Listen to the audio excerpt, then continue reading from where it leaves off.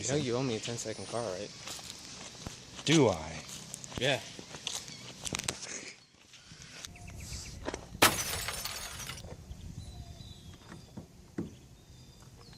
Now we're even.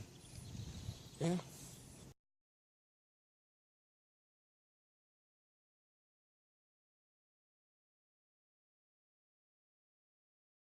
Hello. What's going on, everybody? Yes, we're checking on this review. We're also at the Battlefield 4, Battlefield Hardline Midnight release here, but we're here also to give you a review of Fast and Furious, otherwise known as Fast and the Furious 4. Vin Diesel, Paul Walker, Michelle Rodriguez, and Jordana Brewster all returned for this one. And it's great to see them back, and also with some new characters, like Han from Tokyo Drift, which we'll explain that in a bit. Tego Calderon and Don Omar, which are they're actually pretty funny. I like them in the fourth and fifth movie. You'll see more of them in the fifth one. And Laz Alonso as the henchman, which we'll see that. This one's about like something goes sour in the job, and then it would lead them to Brian to this drug cartel race. Like this drug cartel named Baraga puts on this race to it's kind of like it's how he selects his driver as far as his jobs at hand. They want to distributing drugs across the border, Mexico to the U.S., getting across the border without anyone noticing.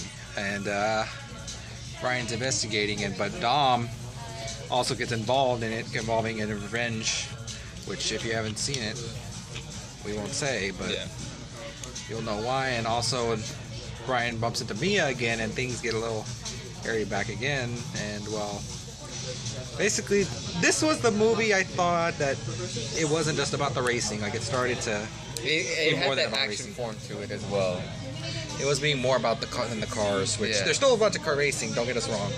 And well, this one was loathed by critics actually, and this has the lowest reviewed one of the 3 of the 7, but we'll see how this one fares. But honestly, I didn't think this one was bad at all. In fact, it's not. It's actually a pretty good movie because you have the car scenes, you have action, which is they have good action sequences. You have the original characters from the first one, an exception, of course, of Matt Scholl's, which we'll get to him more in the 5th one, which he comes out in that one. He doesn't come out in this one, but he comes out in the 5th one. Comes out in the 5th one, and it's cool because it shows him.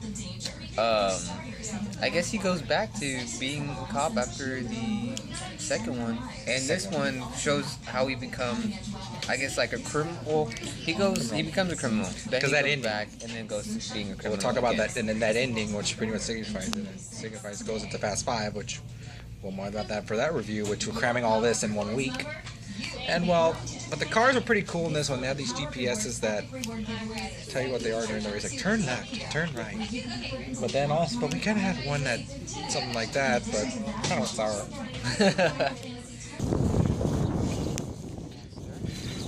Turn left.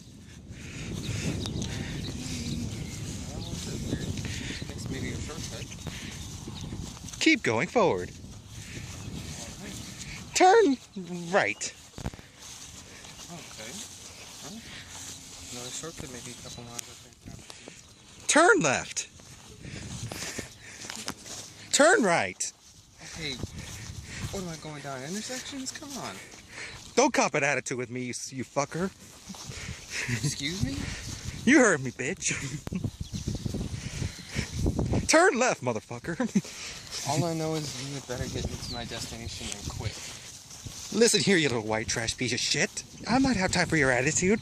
Turn to your motherfucking left.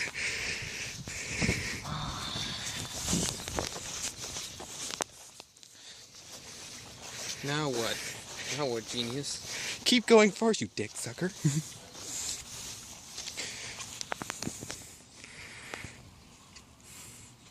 Yeah, it's kind of... Yeah, that was not fun, but... Let's talk about this. Well, they're all back, and it's great to see Paul Walker, Vin Diesel, and Jordana Brewster back in the role. And I know someone's excited to see Jordana back. Ruth, don't kill him. It's his woman crush. I'm pretty sure you have crush on it too. Like celebrity, everyone has a celebrity crush. It says everything. But yeah. So, and also the villain Braga, which they do a twist with him. Don't spoil, but then you're like, oh really? Like really?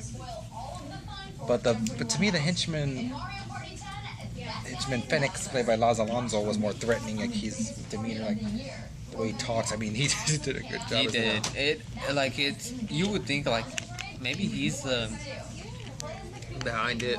I kind of wished he was, because Braga was kind of iffy, like your typical drug dealer. But wish he was. But Laz Alonso, to me, did a great job. But this one's a very good film. In fact, the Fast and Furious series needed something after this, because Tokyo Drift was considered a box office failure compared to the other ones. But this one is very good, but I would give it an 8.5 for this one. It's a step up, and I was real glad to see the original cast back in this one. Definitely, I mean, it's cool because you see the two, and it's cool because it also has the new characters that'll carry on into the fifth and sixth one. So me too, I'd have to give it an 8 out of 5, 8.5. Definitely was a good return after the third one. I believe it brought back the fifth, sixth, and the seventh one as far as leading off the series. You know, with the past crew and new members. So you'll definitely enjoy this movie if you haven't seen it yet, and for y'all who haven't, I'm sure y'all agree. Yeah, we're gonna end this review right now. There's a guy next to us trying to pocket him, but we'll see you soon. We'll do the reviews of Fast 5 and Insurgent and Battle for Hardline, so look forward to that and Conquer All News.